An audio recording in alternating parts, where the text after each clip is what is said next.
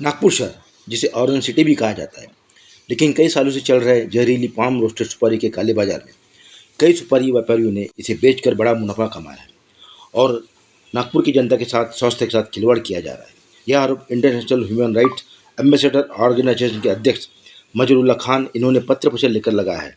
तो आइए उन्हीं से जानते हैं कौन वो बड़े व्यापारी है जिन्होंने यह व्यापार किया है और नागपुर की जनता के साथ, देश की जनता के साथ, स्वास्थ्य के साथ खिलवाड़ किया है। तो आइए जानते हैं।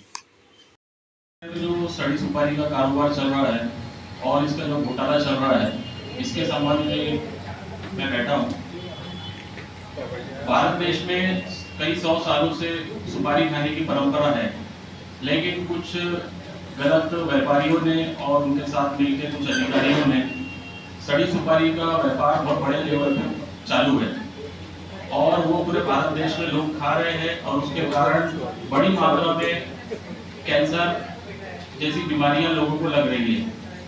इसके बारे में कई बार कई लोगों ने, राजनीति ने और सामाजिक क्षेत्र के लोगों ने अधिकारियों को संपर्क किया, लेकिन अधिकारी कुछ इस पर कार्रवाई करने के लिए तैयार नहीं है। मैं ये प्रेस वार्ता इसलिए दिया हूँ कि आज मैं ये प्रेस वार्ता के बाद परसों के दिन ये संपत्र SIB और CID Mumbai, CID Chennai, Nagpur police, FDA मंत्रालय सबको देने वाला हूँ और अगर इस पर कोई कार्रवाई नहीं हुई तो इसके ऊपर में मैं हाईकोर्ट में पिटीशन भी डालने वाला हूँ।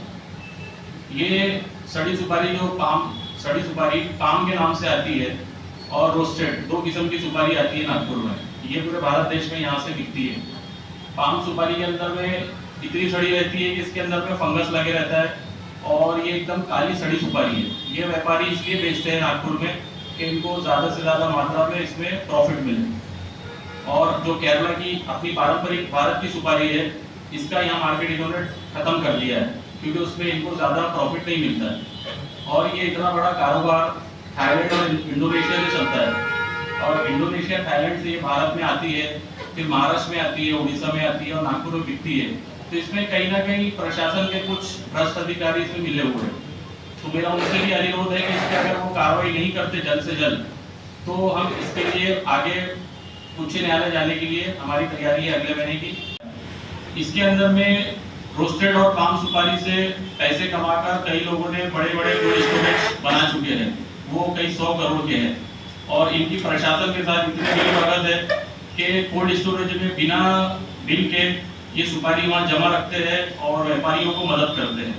तो उनके ऊपर भी मैं कार्रवाई करने का अनुरोध करता हूँ, FDA से और कस्टम से और GST से। और इसमें निम्नलिखित व्यापारी है जो इसके अंदर कार्यरत है, मैं उनके नाम बताना चाहता हूँ। इसमें राजू अन्ना, विष्णोई पुराण, विजय दिलीप अमेसर, राजू वंशानी, प्रदीप पंजवानी, भाविक पंजवानी, आरिफ भोपाली, विनोद अन्नानी, आदिनाथ वाधवानी, सोनू भांजा, हिमांशु मोटवानी, महेंद्र जैन, अनमोल विक्की और अन्य लोग इसके अंदर में सम्मिलित है। तो मैं प्रशासन से अनुरोध करता हूँ कि इसके ऊपर कड़ी से कड़ी कार्रवाई की जाए और जो कस्टम से जो आती है सुपारी इंडोनेशिया थाईलैंड से, इसके ऊपर एक अलग से समिति बनाई जाए केंद्र सरकार की, ताकि इसके ऊपर में ध्यान रखा जाए और इसके ऊपर कार्रवाई की जाए। धन्यवाद। मैं अधिकारियों को अभी देने वाला हूँ, कल उसकी कॉपी मिल जाएगी आपको, फॉर्म के नाम मिल जाएगी आपको। कौन से लोकेशन पर हो रहा है, कौन से लोकेशन में हो रहा है? ये location Kalamna, party, Jabalpur ring road पे है और मस्का साथ में है, रामटेक में है।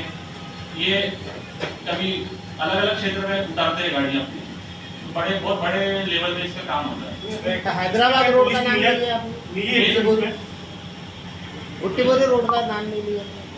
हाँ, वहाँ पे भी होता है, भुट्टीबोरी रोड पे भी होता है। तो किसी एक आधी फर्म का नाम तो बताएं कम से कम, जो आपने प्रेस नोट में लिखा है वो तो। नहीं, फर्म के नाम मैं अभी नहीं दे सकता हूँ आपको, मैं आपको मंडे के दिन बता सकता हूँ। अच्छा, इसमें पुलिस की साथ संभावना है? हाँ, संभावना पुलिस की है, अन्न औषध विभाग की है, कस्टम की है, क्योंकि माल थाईलैंड और इंडोनेशिया से आ रहा है। इंडोनेशिया थाईलैंड से माल आ रहा है तो बिना कस्टम के निगरानी के तो माल भारत में आ नहीं सकता है। तो कहीं ना कहीं कुछ अधिकारी उसमें सम्मिलित है, उन पर भी कार्रवाई होनी चाहिए। भाभी का नाम क्यों नहीं बता रहे सर? नहीं, ये तो भारत का है ना, पूरा महाराष्ट्र की गवर्नमेंट का है ना, उसमें कोई स्पेशल कौन-कौन व्यापारी है? नागपुर में तो बहुत कम से कम 100 व्यापारी हो गए।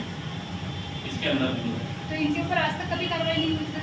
छोटी मोटी कार्रवाई हुई, लेकिन वो भी सब खाना पूर्ति के लिए कार्रवाई हुई है और कोई कार्रवाई वैसे नहीं हुई जैसी होना चाहिए। मतलब कोई गुना दाखिल नहीं हुआ? नहीं, गुना दाखिल नहीं हुआ, सब बाहर ही घूम रहे हैं। आपका इस सब के पीछे क्या उद्देश्य है? हमारा ये उद्देश्य है कि जो भारत के लोगों को जो ज़्यादा मात्रा में, खासतौर पर हमारे विदर्भ के लोगों को मुंह का कैंसर, पेट का कैंसर और हथेलियों का कैंसर हो रहा है, इसके ऊपर रोक लगे। इसका सबसे बड़ा कारण चबाने वाली सुपारी और तंबाकू, इसी से हो रहा है।